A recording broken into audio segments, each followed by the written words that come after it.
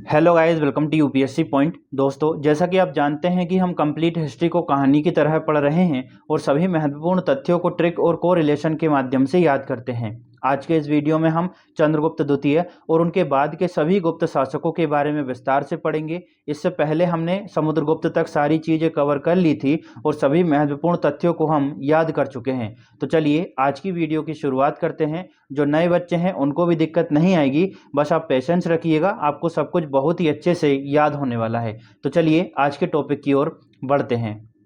दोस्तों, विशाखदत्त का एक नाटक है देवी चंद्रगुप्तम। इसके अनुसार समुद्रगुप्त ने अपना उत्तराधिकारी चंद्रगुप्त द्वितीय को बनाया था, लेकिन वहीं कुछ विद्वानों का मानना है कि समुद्रगुप्त के बाद में रामगुप्त राजा बना, जो कि एक अयोग्य शासक था। वह शकों से पराजित हो गया और अपनी पत्नी ध्रुव देवी को शक शासकों को सौंपने के लिए तैयार हो गया। और इसी रामगुप्त का छोटा भाई था चंद्रगुप्त द्वितीय। इसने शकों को पराजित किया और रामगुप्त की पत्नी से विवाह कर लिया। लेकिन दोस्तों, विशाखदत्त का एक नाटक जो है देवी चंद्रगुप्तम, वो ये कहता है कि समुद्रगुप्त के बाद सीधा चंद्रगुप्त द्वितीय शासन करता है। तो यहाँ पर विद्वानों में मतभेद बना हुआ है। तो ये मैंने आपको थोड़ा सा बैकग्राउंड बता दिया है। अब हम बात करेंगे चंद्रगुप्त द्वितीय के बारे में। दोस्तों, चंद्रगुप्त द्वितीय ने वैवाहिक संबंध और युद्ध विजय से अपने साम्राज्य का विस्तार किया। जहां से हो सका वहां से विवाह के माध्यम से अपनी सीमाओं का विस्तार किया और जिन राजाओं से वह नहीं बना सका अपनी, उनसे युद्ध करके उनका राज्य को छीनकर अपने साम्राज्य का विस्तार कर लिया। सबसे पहले हम अगर इसके विवाह की बात करें तो इसने विवाह नागवंश की एक राजकुमारी कुबेर नागा से किया था। आगे चलकर अपनी पुत्री प्रभावती का विवाह बागटक वंश के राजा रुद्रसेन द्वितीय से कर दिया। दोस्तों, ये जो बागटक वंश था वह दक्कन के क्षेत्र में शासन कर रहा था। तो इस तरह से चंद्रगुप्त ने अपने साम्राज्य का विस्तार कहाँ तक कर लिया? दक्कन तक कर लिया। ठीक है। आगे चलकर दोस्तों, बागटक वंश के राजा रुद्रसेन द्वितीय की मदद से, क्योंकि ये जो रुद्रसेन द्वितीय था ना, वो अब इनका क्या बन गया? दामाद बन गया। तो रुद्रसेन द्वितीय की मदद से इन्होंने शकों को पराजित किया। और दोस्तों, ये जो शक थे ना, वो मालवा और गुजरात के क्षेत्र में अपना शासन करते थे। तो इस तरह से बागटक वंश के राजा रुद्रसेन द्वितीय की मदद से इन्होंने शकों को पराजित कर दिया और भारत से पूरी तरह से दोस्तों शक जो सत्ता थी ना, वो समाप्त हो गई। और जब इन्होंने शकों को पराजित किया तो दो उपाधियां धारण करी। पहली तो इन्होंने शकारी नामक एक उपाधि धारण करी, जिसका मतलब होता है शकों को पराजित करने वाला। और इसके बाद एक और उपाधि धारण की, जिसका नाम है विक्रमादित्य, जिसका मतलब होता है सूर्य के समान प्रतापी। इसी वजह से दोस्तों आप देखते होंगे कि कहीं कहीं हमें नाम मिलता है चंद्रगुप्त द्वितीय विक्रमादित्य या फिर विक्रमादित्य चंद्रगुप्त। तो इस तरह से इन्होंने जब शकों को पराजित किया तो दो उपाधियां धारण की, पहली शकारी और दूसरी विक्रमादित्य। तो आशा करता हूं कि आपको इतना सब कुछ अच्छे से समझ आ गया होगा। चलिए अब हम आगे बढ़ते हैं। दोस्तों, जब चंद्रगुप्त द्वितीय ने शकों को पराजित किया तो गुप्त साम्राज्य का विस्तार पश्चिमी भारत तक हो गया, क्योंकि हमने हाल ही में देखा है कि जो शक थे ना, वो गुजरात और मालवा पर अपना शासन करते थे। तो जब चंद्रगुप्त द्वितीय ने शकों को पराजित कर दिया तो गुप्त साम्राज्य का विस्तार अब कहाँ तक हो गया? पश्चिमी भारत तक। परिणाम स्वरूप इन्होंने पश्चिमी देशों से व्यापार करना शुरू कर दिया, क्योंकि अब गुजरात के सारे जो बंदरगाह थे वो गुप्त साम्राज्य का अंग बन गए। जिससे क्या हुआ कि इन्होंने पश्चिमी देशों से व्यापार करना शुरू कर दिया, जिससे गुप्त साम्राज्य काफी समृद्ध हुआ और बड़ी मात्रा में इनको धन प्राप्त हुआ। इसी वजह से दोस्तों गुप्त शासकों ने सर्वाधिक सोने के सिक्के जारी किए। अब यहां से हमारी परीक्षा में प्रश्न पूछा जाता है कि सर्वाधिक सोने के सिक्के किस वंश के शासकों ने जारी किए? तो आपका आंसर क्या होगा? गुप्त वंश के शासकों ने। ठीक है, सर्वाधिक सोने के सिक्के किसने जारी किए? गुप्त वंश के शासकों ने। लेकिन अगर प्रश्न बदलता है और परीक्षा में प्रश्न पूछा जाता है कि सर्वाधिक शुद्ध सोने के सिक्के किसने जारी किए थे, तो आपका आंसर भी बदल जाएगा और तब आपका आंसर होगा कनिष्क ने जारी किए थे, जो कि कुषाण वंश से संबंधित था। क्योंकि दोस्तों जब हमने कुषाण वंश को पढ़ा था तो वहाँ पर मैंने आपको बताया था कि जो कनिष्क था ना, उसने रेशम मार्ग पर नियंत्रण कर लिया था और परिणाम स्वरूप सर्वाधिक शुद्ध सोने के सिक्के उसने जारी किए थे। तो अगर आपका प्रश्न अलग अलग आता है तो आपको उत्तर भी अलग अलग तरीके से देना है। यदि प्रश्न पूछता है कि सर्वाधिक सोने के सिक्के किसने जारी किए, तो भैया चंद्रगुप्त द्वितीय ने, जो कि गुप्त वंश से संबंधित था। यदि प्रश्न आता है कि सर्वाधिक शुद्ध सोने के सिक्के किसने जारी किए, तो कनिष्क ने जारी किए थे, जो कि कुषाण वंश का शासक था। तो आशा करता हूं कि इतना आपको अच्छे से समझ आ गया होगा। दोस्तों जब चंद्रगुप्त द्वितीय ने अपने साम्राज्य का विस्तार पश्चिमी भारत तक कर लिया तो इन्होंने उज्जैन को अपनी दूसरी राजधानी बनाया, खासकर गुजरात और पश्चिमी भारत पर शासन करने के लिए। जबकि इनकी पहली राजधानी क्या थी? पाटलिपुत्र। तो आपको अच्छे से याद रखना है कि उज्जैन को दूसरी राजधानी किसने बनाया था? चंद्रगुप्त द्वितीय ने। जबकि इनकी पहली राजधानी क्या थी? पाटलिपुत्र। चलिए अब हम आगे बढ़ते हैं, कुछ और महत्वपूर्ण तथ्यों की अब हम बात करेंगे। चंद्रगुप्त द्वितीय के शासनकाल में एक चीनी यात्री का आगमन होता है जिसका नाम है फाहियान। तो यहाँ से सबसे पहला प्रश्न ये बनता है कि चीनी यात्री फाहियान जो है वह किसके शासनकाल में भारत आया था? तो आपका उत्तर क्या होगा? चंद्रगुप्त द्वितीय के शासनकाल में। दूसरा प्रश्न यह बनता है कि चीनी यात्री फाहियान जो है वह कितने वर्षों तक भारत में रहा? तो आपका आंसर क्या होगा? 14 वर्षों तक।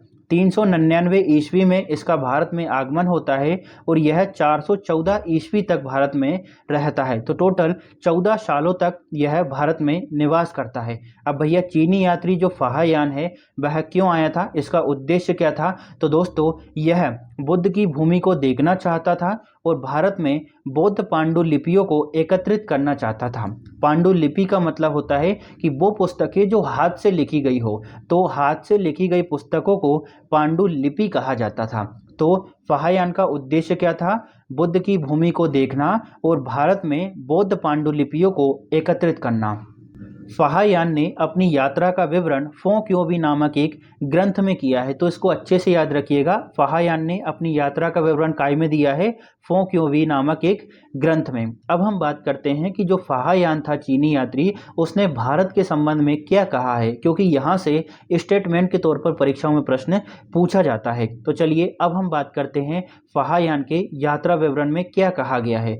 तो फाहियान के अनुसार मध्य देश जो है वह ब्राह्मणों का देश था। तो इसने कहा कि जो मध्य देश है, मतलब जो गुप्त साम्राज्य है, वह ब्राह्मणों का देश था, ब्राह्मणों का शासन था। दूसरी बात इसने कही कि लोगों को मृत्यु दंड नहीं दिया जाता था, केवल आर्थिक दंड दिया जाता था। तो इस तरह से प्रश्न पूछा जाता है दोस्तों कि फाहियान के अनुसार गुप्त साम्राज्य में मृत्यु दंड प्रचलित था या फिर नहीं था। तो इस तरह से स्टेटमेंट के तौर पर परीक्षाओं में प्रश्न देखे जाते हैं। तो फाहियान के अनुसार मृत्यु दंड नहीं दिया जाता था, केवल आर्थिक दंड दिया जाता था। और बात करें इसके बारे में तो इसके अनुसार मध्य देश के लोग क्रय विक्रय के लिए कोड़ियों का प्रयोग करते थे। ठीक है, कोड़ियों का प्रयोग करते थे। फाहियान ने चांडाल जाति का उल्लेख किया है जिसको अपवित्र माना जाता था। ठीक है, इसी के साथ साथ दोस्तों इसके अनुसार मध्य देश के लोग मांस, मदिरा, प्याज और लहसुन का प्रयोग नहीं करते थे। तो ये विवरण दिया है फाहियान ने भारत के संबंध में। तो आशा करता हूं दोस्तों आपको सब कुछ बहुत ही अच्छे से समझ आ गया होगा। दोस्तों इसकी जो पीडीएफ है ना, वो मैं आपको टेलीग्राम पर उपलब्ध करवा दूंगा। यहाँ पर मैंने खाली जगह इसी वजह से छोड़ी है ताकि कुछ एक्स्ट्रा पॉइंट मिले तो वो आप यहाँ पर लिख सकें। मेरा जो टेलीग्राम चैनल है उसका नाम है यूपीएससी पॉइंट ऑफिशियल। आप चाहें तो सीधा सर्च कर सकते हैं या फिर उसका जो लिंक है मैं डिस्क्रिप्शन में डाल दूंगा, तो वहाँ से भी आप क्लिक करके सीधा ज्वाइन हो सकते हैं। चलिए अब हम आगे बढ़ते हैं। अब हम बात करेंगे चंद्रगुप्त द्वितीय के नवरत्नों के बारे में। दोस्तों चंद्रगुप्त द्वितीय ने अपने दरबार में नवरत्नों को नियुक्त किया था ताकि वे कला, साहित्य, विज्ञान और प्रशासन के क्षेत्र में चंद्रगुप्त को सलाह और सहायता प्रदान कर सके। तो देखिए यहाँ से हमारी परीक्षा में प्रश्न पूछा जाता है कि निम्नलिखित व्यक्तियों में से नवरत्नों में शामिल कौन था या फिर कौन नहीं था, है ना। और बच्चों को याद नहीं होता है क्योंकि ये 9 व्यक्ति थे और हम थोड़ा बहुत तो भूल ही जाते हैं। इस वजह से हम इनको याद करने के लिए एक छोटी सी ट्रिक का इस्तेमाल कर सकते हैं और वो ट्रिक है आकाश पर विविध क्षण बिताए। बस आपको इतना सा याद रखना है कि आकाश पर विविध क्षण बिताए। तो देखिए एक एक नाम आपको अच्छे से कैसे याद होता है। तो आ से हो जाएगा दोस्तों अमर सिंह, का से हो जाएगा आपका कालिदास, फिर शा से हो जाएगा शंकु, इसके बाद है पर, तो पर से हो जाएगा दोस्तों आपका घटक पर। इसके बाद है विविध, तो पहले बी से हो जाएगा बरहा मिहिर, दूसरे बी से हो जाएगा बररुचि, और धा से हो जाएगा धनवंतरी। ठीक है, आकाश पर विविध हो गया हमारा। अब बचा है क्षण, तो क्षण से हो जाएगा क्षपणक, और बिताए से हो जाएगा दोस्तों आपका बेताल भट्ट। बस आपको इतना सा याद रखना है कि आकाश पर विविध क्षण बिताए, तो आ से हो गया अमर सिंह, का से हो गया कालिदास, शा से हो गया शंकु, पर से हो गया दोस्तों आपका घटक पर, बी से हो गया बरहा मिहिर, फिर अगले बी से हो गया बररुचि, धा से हो गया धनवंतरी, ठीक है, और क्षण से हो गया आपका क्षपणक, और बिताए से हो गया आपका बेताल भट्ट। बस आपको थोड़ा सा याद रखना है कि आकाश पर विविध क्षण बिताए, इस तरह से आपको पूरा अच्छे से 9 रत्न जो है वो याद हो जाएंगे। अब हम बात करते हैं कि ये जो नवरत्न थे वो किस विभाग में पारंगत थे या फिर किस क्षेत्र से संबंधित थे। जैसे अमर सिंह जो है वह संस्कृत के कोशकार थे, मतलब संस्कृत के डिक्शनरी राइटर थे। अब हम इसको कैसे याद कर सकते हैं, तो देखिए जो अमर होता है ना दोस्तों, वह लोगों को काफी कोसता है, क्योंकि मरेगा तो है नहीं, इस वजह से जो अमर होता है, तो अमर से क्या हो गया अमर सिंह, और जो अमर होता है वह लोगों को कोसता है, परेशान करता है, तो अमर सिंह कौन थे, कोशकार थे। इसके बाद है कालिदास। कालिदास जो है संस्कृत के महाकवि थे, तो इसमें तो आपको दिक्कत आएगी नहीं, क्योंकि ये तो हमें सभी को पता होता है। दोस्तों कालिदास के बाद अगले हैं शंकु। शंकु जो है वो वास्तुकार थे, आर्किटेक्चर थे। अब हम इसको कैसे याद कर सकते हैं, तो शंकु को आप जानते हैं, हम मैथ्स में पढ़ते हैं, और आपने मंदिरों के ऊपर गुम्बद नुमा संरचना भी देखी होगी जो कि शंकु की तरह ही लगती है। और दोस्तों ये जो शंकु होता है ना, शंकु होता है वह कौन बनाता है, वास्तुकार बनाता है, आर्किटेक्चर बनाता है। तो भैया शंकु से हो गया हमारा शंकु, ठीक है, और शंकु कौन बनाता है, आर्किटेक्चर यानी वास्तुकार, मतलब जो शंकु थे वो वास्तुकार थे। इसके बाद है दोस्तों घटक पर। घटक पर जो है वो एक कवि थे, है ना, तो इसको अच्छे से याद रखिएगा। अगर यह याद नहीं होता है तो छोटी सी ट्रिक का इस्तेमाल कर सकते हैं। देखिए दोस्तों जो कवि होता है ना, वो घाट घाट का पानी पी चुका होता है। कभी उज्जैन में कविता सुनाएगा, कभी इलाहाबाद में सुनाएगा, कभी मथुरा में सुनाएगा। तो जो कवि होता है वह घाट घाट का पानी पी चुका होता है, मतलब जो घटक पर थे ना दोस्तों, वह एक कवि थे। तो इसको अच्छे से आप याद कर सकते हैं। इसके बाद है बरहा मिहिर, जो कि खगोल वैज्ञानिक थे, तो इसको थोड़ा सा देख लीजिएगा। इसके बाद है बररुचि। बररुचि जो है दोस्तों व्याकरण के ज्ञानी थे, है ना, ग्रामर का इनको नॉलेज था। अब हम इसको कैसे याद कर सकते हैं, तो देखिए यहाँ पर क्या लिखा हुआ है, रुचि। और दोस्तों रुचि हमें, इंटरेस्ट हमें काई में नहीं होता, ग्रामर में नहीं होता, है ना, हमें ग्रामर नहीं आती है, इंग्लिश ग्रामर नहीं आती, हिंदी ग्रामर नहीं आती, तो जो रुचि है वह हमें काई में नहीं होती है, व्याकरण में। रुचि से क्या हो गया, बररुचि, ठीक है, रुचि से क्या हो गया, बररुचि, और रुचि काय में नहीं होती दोस्तों, व्याकरण में, मतलब बररुचि जो है वह व्याकरण के ज्ञानी थे। अगर इस तरह से प्रश्न आएगा कि भैया निम्नलिखित नवरत्नों में से व्याकरण के विशेषज्ञ कौन थे, तो आपको तुरंत क्लिक होगा कि व्याकरण मतलब होता है ग्रामर, और ग्रामर में हमको रुचि नहीं होती, मतलब बररुचि इसका राइट आंसर होगा। तो दोस्तों इस तरह से ये आपको याद हो जाएगा, आपको कुछ भी रटने की जरूरत नहीं पड़ेगी। इसके बाद है धनवंतरी। धनवंतरी जो है आयुर्वेद के ज्ञानी थे, मतलब यह एक चिकित्सक थे। तो भैया जिसके पास धन होता है ना दोस्तों, उसकी आयु जो है वह बहुत ज्यादा बढ़ जाती है, क्योंकि तुरंत इलाज मिल जाता है ना, मरता नहीं है। तो जिसके पास धन होगा मतलब धनवंतरी, ठीक है, जिसके पास धन होगा उसकी आयु जो है वह बढ़ जाएगी, मतलब यह आयुर्वेद के ज्ञानी थे, आयुर्वेदाचार्य थे, ठीक है। तो इस तरह से धनवंतरी कौन थे, आयुर्वेद के ज्ञानी। इसके बाद है क्षपणक, जो कि एक ज्योतिषी थे, तो इसको थोड़ा सा देख लेना है। इसके बाद अगला है दोस्तों नवा बेताल भट्ट, जो कि तांत्रिक विद्या के ज्ञानी थे। तो इसको हम कैसे याद कर सकते हैं, तो देखिए दोस्तों विक्रम बेताल हमने बचपन में बहुत देखा है ना। तो दोस्तों जो बेताल होता था वह तंत्र का प्रयोग करता था, है ना, तांत्रिक था। तो जो बेताल होता था मतलब बेताल भट्ट, और बेताल जो होता था वह तंत्र विद्या का ज्ञानी था, मतलब बेताल भट्ट जो है वह तंत्र विद्या के ज्ञानी थे।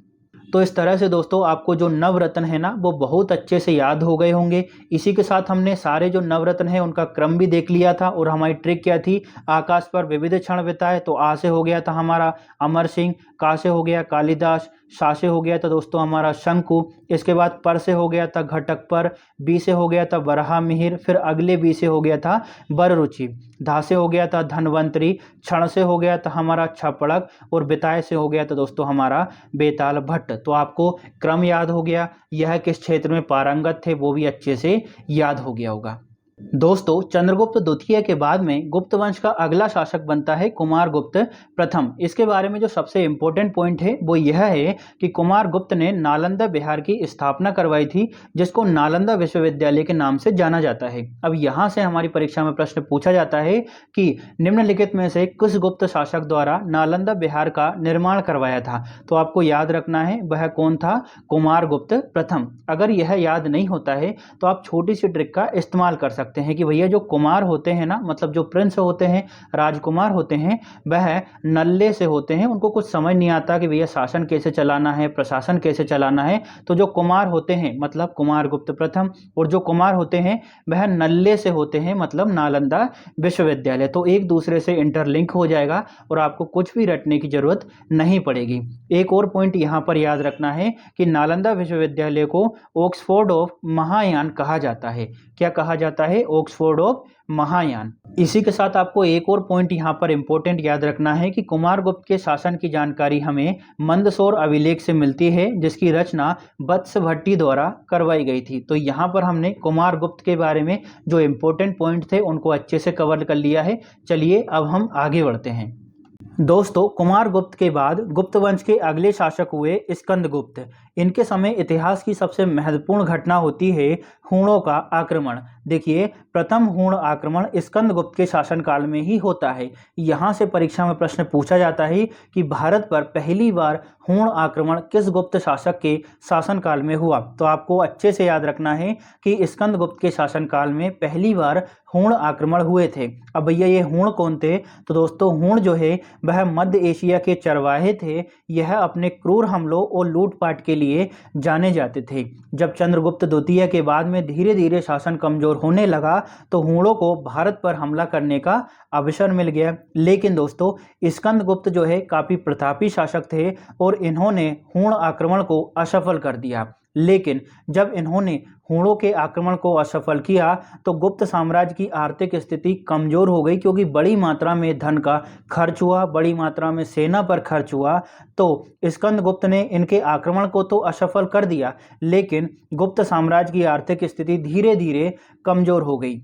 लेकिन दोस्तों स्कंदगुप्त एक राजा थे। जब इन्होंने हूणों को पराजित किया तो इन्होंने एक उपाधि धारण की जिसका नाम है पराक्रमांक की उपाधि। तो इसको अच्छे से याद रखिएगा, यूपीपीसीएस प्रीलिम्स में एक बार प्रश्न पूछा जा चुका है कि भैया हूणों को पराजित करने के बाद स्कंदगुप्त द्वारा निम्नलिखित में से कौन सी उपाधि धारण की थी। तो दोस्तों हूणों को पराजित करने के बाद स्कंदगुप्त ने पराक्रमांक की उपाधि को धारण किया था। देखिए दोस्तों जब हमने समुद्रगुप्त को पढ़ा था तो उसकी 8 उपाधियों के बारे में हमने चर्चा की थी और 8 उपाधियों को ट्रिक के माध्यम से याद किया था। इसी के साथ समुद्रगुप्त के जो 6 सिक्के थे उनको भी हमने ट्रिक और कोरिलेशन से याद कर लिया था। अगर आपने वो वीडियो नहीं देखी हो तो उसको जरूर देखिएगा, क्योंकि उपाधियों से हमेशा ही परीक्षाओं में प्रश्न पूछे जाते हैं। और गुप्त साम्राज्य में अगर सबसे ज्यादा उपाधियां धारण करने वाला राजा था तो वो कौन था, समुद्रगुप्त। ठीक है, तो अगर आपने वो वीडियो नहीं देखी हो तो उसको जरूर देखिएगा, आपको बहुत सारे इंपॉर्टेंट फैक्ट मिलेंगे और बहुत ज़्यादा हमने वहाँ पर ट्रिक के माध्यम से याद किया है। तो आशा करता हूं दोस्तों आपको सब कुछ बहुत ही अच्छे से समझ आ रहा होगा। स्कंदगुप्त के बारे में बस आपको इतना याद रखना है कि इनके समय पहली बार भारत पर हूणों द्वारा आक्रमण किया गया और स्कंदगुप्त ने हूणों को पराजित करने के बाद में पराक्रमांक की उपाधि धारण की थी। चलिए अब हम आगे बढ़ते हैं। दोस्तों स्कंदगुप्त के बाद अगले शासक हुए नरसिंहगुप्त। इन्हें बालादित्य के नाम से भी जाना जाता है। ठीक है, और यह बौद्ध धर्म को मानते थे। इन्होंने हूण शासक मिहिरकुल को पराजित किया था। तो यहाँ से एक प्रश्न बनता है कि हूण शासक मिहिरकुल को पराजित करने वाले गुप्त शासक का नाम क्या है। तो आपका राइट आंसर क्या होगा, नरसिंहगुप्त। ठीक है, तो इसको अच्छे से याद रखिएगा। नरसिंहगुप्त के बाद में अगले शासक हुए दोस्तों भानुगुप्त। भानुगुप्त के बारे में इतिहास में बहुत ज्यादा जानकारी नहीं है, लेकिन इनका एक अभिलेख है मध्य प्रदेश में जिसका नाम है एरण अभिलेख। इस अभिलेख में पहली बार सती प्रथा का उल्लेख किया गया है। तो देखिए यहाँ से एक प्रश्न बनता है कि सती प्रथा का पहली बार उल्लेख किस अभिलेख में मिलता है। तो आपका उत्तर क्या होगा, एरण अभिलेख में। ठीक है, सती प्रथा का पहला साक्ष्य कहाँ से मिलता है, एरण अभिलेख से। अगर यह याद नहीं होता है तो आप थोड़ा सा कोरिलेट कर सकते हैं कि भैया जो सती होती थी ना, है ना, जो सती होती थी वो ईयरिंग्स पहनकर सती होती थी, मतलब कानों में बाली पहनकर सती होती थी। तो दोस्तों जो सती होती थी, मतलब सती प्रथा का उल्लेख, तो दोस्तों जो सती होती थी वह ईयरिंग्स पहनती थी, मतलब एरण अभिलेख। थोड़ा सा आपको इसको रिलेट करेंगे तो आपको याद हो जाएगा। दोस्तों भानुगुप्त के बाद में छोटे छोटे गुप्त शासक हुए जो कि काफी प्रतापी नहीं थे, अयोग्य शासक हुए, और इस वंश का अंतिम शासक था दोस्तों विष्णुगुप्त। विष्णुगुप्त के बाद में गुप्त साम्राज्य धीरे धीरे छिन्न भिन्न हो गया और भारत में छोटे छोटे राजवंशों का उदय हुआ, जैसे बल्लभी के मैत्रेय, है ना। इसी के साथ दोस्तों पुष्यभूति वंश का उदय होता है। तो यहाँ पर आपको बस इतना याद रखना है कि गुप्त वंश का अंतिम शासक कौन था दोस्तों, विष्णुगुप्त। इस तरह से हमारा गुप्त साम्राज्य जो है पूरी तरह से खत्म होता है। हमने बहुत सारे फैक्टों को ट्रिक और कोरिलेशन के माध्यम से याद किया है। अगर आपको वीडियो अच्छी लगी हो तो लाइक, शेयर और सब्सक्राइब जरूर करिएगा, साथ ही कमेंट जरूर करिएगा। Thank you.